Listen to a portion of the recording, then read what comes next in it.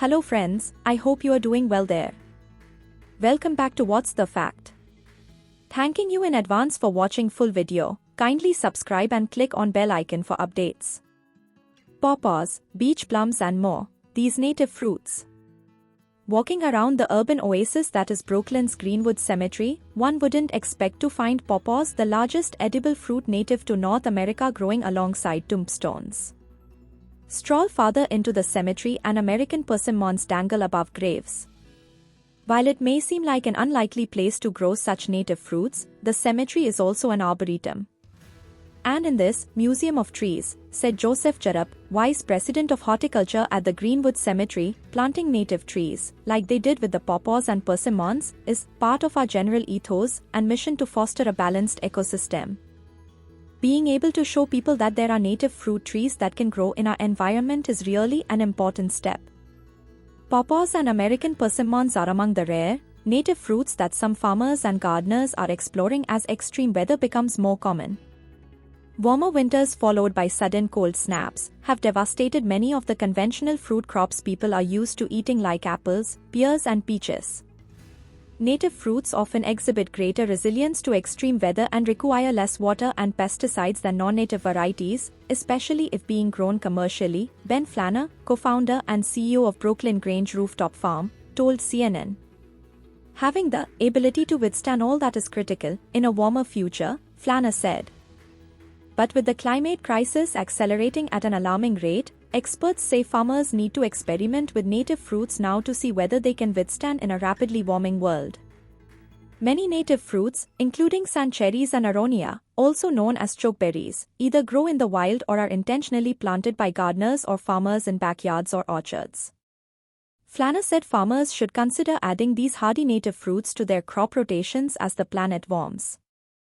The service berry, also known as a June berry, is a native berry that grows out in the wild.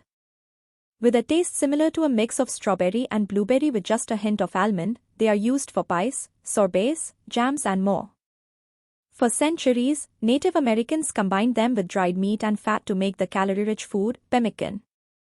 Beach plum is another native North American fruit that grows along the beaches and sand dunes from Virginia to Canada's Nova Scotia. In early spring, their bush branches are covered in vibrant, white-petaled flowers that later turn pink after being pollinated by bees and other insects. Then in late summer to early fall, the bluish-purple plumes, which contain antioxidants, envelop the tree. Flanner said he recently received a jar of beach plum jam from a friend in New Jersey. In our own farm, we are constantly monitoring how well things do compared with last year and the year before, Flanner said. We have to make adaptations for the types of crops we grow, and also the conditions that we grow in them in. America's forgotten fruit. Nearby in the Brooklyn neighborhood of South Slope, 71-year-old Reja Farjan has been growing pawpaw fruit trees for over 30 years. Farjan, who moved to the US from Iran, became a pawpaw devotee after reading about the fruit in newspapers and library books. After buying his Brooklyn home in 1992, he cleared out his garbage-filled backyard, bought seedlings from a nursery in Oregon, one of the only few sources he could find, and planted the native fruit tree.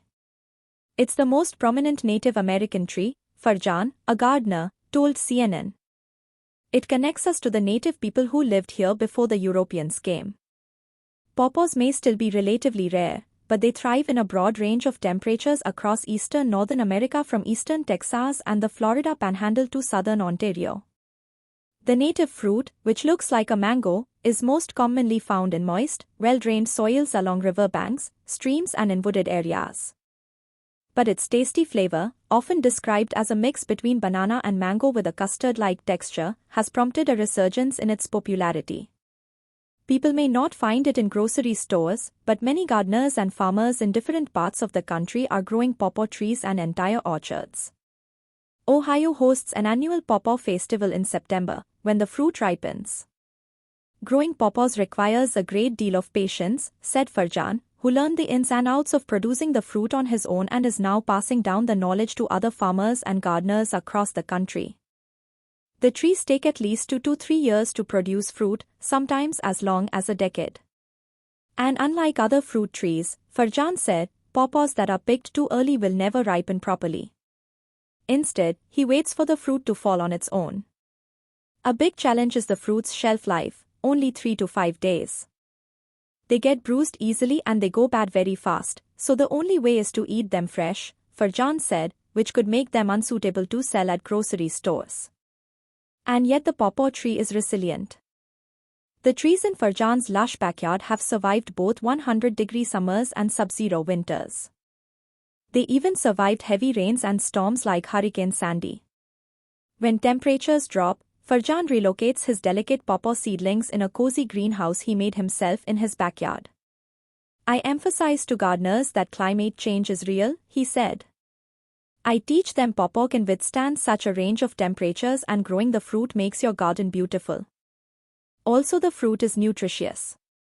Offering a delicious bowl of homemade pawpaw ice cream, Farjan talked about the variety of things he could make with the native fruit including bread, ice cream and even pawpaw egg omelets. So much work needs to be done because so much damage has been done, so repairing what colonization has done to the trees, building pawpaw gardens, is so important, a teary-eyed Farjan said. Changing mindsets. Although it's vital for farmers to be thinking about these fruit alternatives now, said Jessica Fanzo, professor of climate and director of the Food for Humanity initiative at Columbia University's Climate School, diversifying crops will prove challenging. Every square inch of land matters for them, Fanzo told CNN, noting farmers need to navigate an entire supply chain, where demand may not exist, while also figuring out how to improve varieties. Farmers are deeply concerned about climate change, and I think they're worried about not only their bottom line, but how are some of these crops going to hold up in a warmer world, and will they even be able to grow them? Fanzo said. Farmers need to experiment with native crops and how they fare in different climates, she added.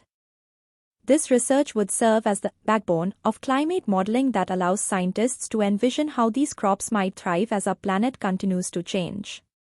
In Brooklyn, Farjan said he just finds solace in seeing more people interested in native fruits, especially his favorite pawpaws. I know this is just the beginning, he said. It takes time to change ideas and change mindsets. It should be our mission, so that's what I do. Every day I wake up, go to the garden, look at my trees, even when they don't have leaves. But that's my joy, thank you, think positive, be healthy, be happy, live long, see you again.